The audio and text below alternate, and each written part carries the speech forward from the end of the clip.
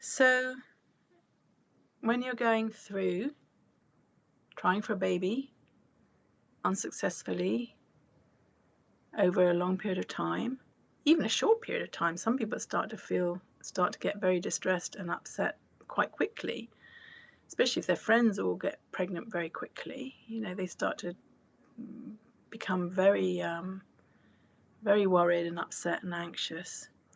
So in terms of guilt, there's different emotions: guilt, anger, depression. A whole range of feelings can come up.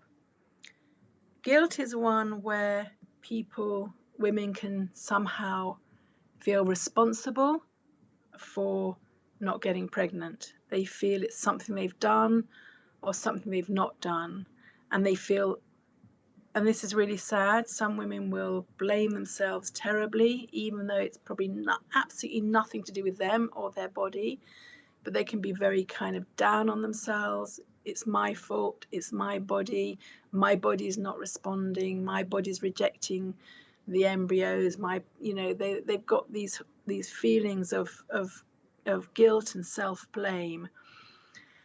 It's very difficult because sometimes those sorts of feelings are kind of quite ingrained in people. They come from way back in their lives, a tendency to blame yourself, a tendency to feel guilty about things.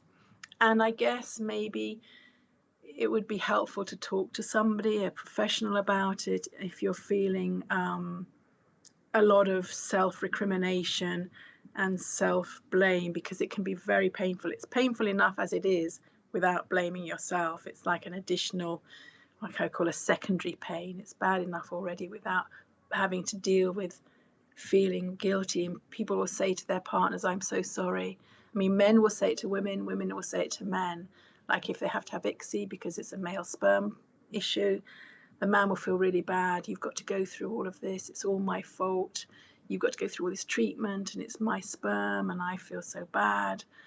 And equally, if there's a woman has got, I don't know, blocked tubes or polycystic ovaries or endometriosis or something that's causing them to need IVF, she feels really bad and to blame.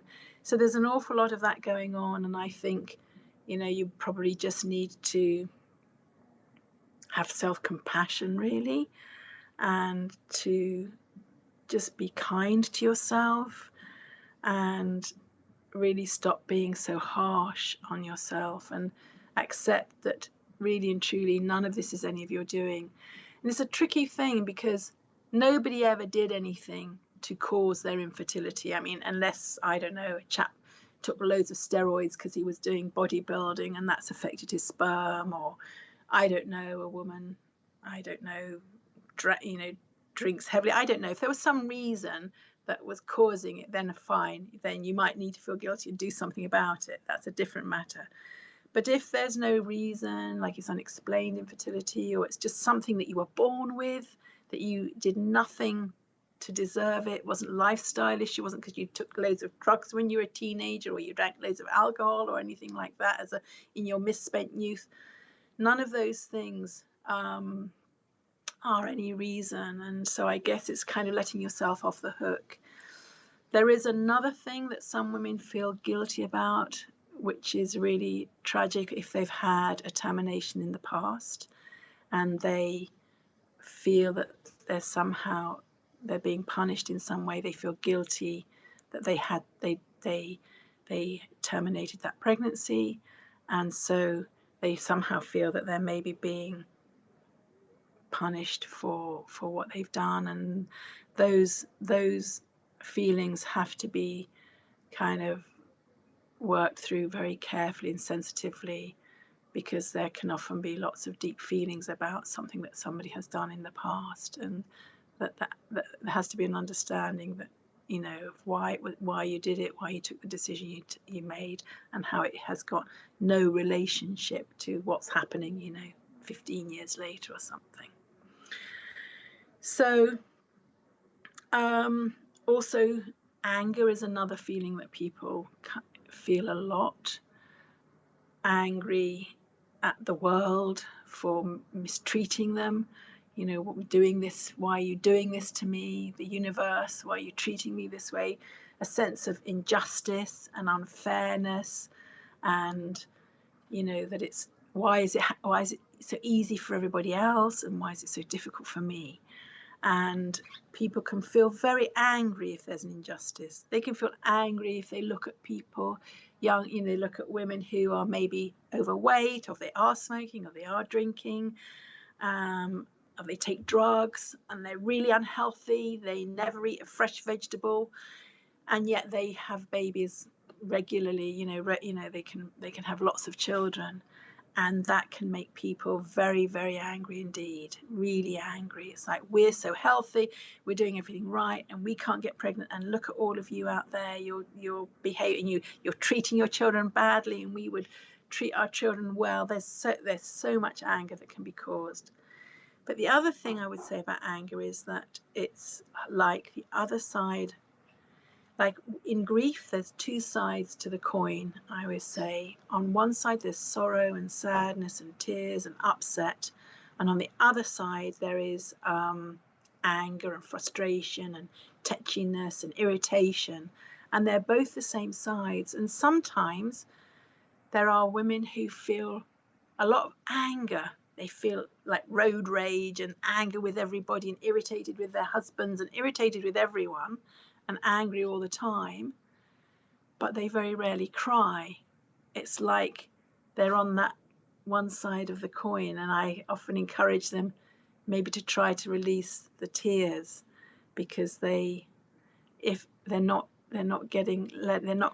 cathartic, they're not releasing that deep emotion, and it just, if it's for some reason trapped because of their upbringing, because of the family culture, because of what they were taught about, you know, you must be brave and you've got to have a stiff upper lip, and you know, all these kinds of things that we can be conditioned into. You know, they have to learn that it's okay to be sad, and it's okay to cry, and that maybe will help them with their anger. It's worth a try. And in terms of depression, it's an interesting thing about depression. I sometimes think that people can look at depression and look at grief and think it's kind of like the same thing, because to the untutored eye, they can look really similar. If someone's very depressed, they are low in mood, they cry a lot, they find themselves crying spontaneously all the time, they feel like, oh my God, no point in living, what's the point of it all? They feel lethargic, and, you know, there's certain symptoms that are associated with depression, which we all know, but equally there are symptoms associated with grief, and they can involve lots of tears, crying all the time, feeling completely deflated, and with some women, if they worry that they're never going to have a baby, they can feel like, well, this is another thing. It's like, if they begin to really fear they are not going to have a baby, they will then start to have all sorts of what I call an existential crisis. Well, what's the point of me then? Why am I here if I can't have a baby? I've always wanted to be a mother. I've always wanted to have a family. I can't imagine my life without a family. And they start to feel like, well, what's the purpose of my life? What is the point of me if I can't have this child that I've always wanted, and if I can't be a mother? And that can sometimes be somehow like mixed up with suicidal thoughts and feelings, where somebody feels like they don't want to live anymore because life is so awful. And they're very different. In my view, they're very different things. Now, having said that, if somebody has a tendency to depression, clinical depression, medical depression that they've had in the past, and they maybe have had medication for it in the past, or they're on some sort of medication for depression this time, then those people might need to speak to their GP and think about, you know, their medication and what they're going through, and some people come off medication in order to try for a baby, and that may exacerbate their anxiety or their depression. So yes, one has to be careful, but if there is no clinical history of depression in the past, but the woman, usually women, are feeling these awful emotions, then I would say that's grief rather than depression, but they can look very similar to, I guess, to the untutored eye.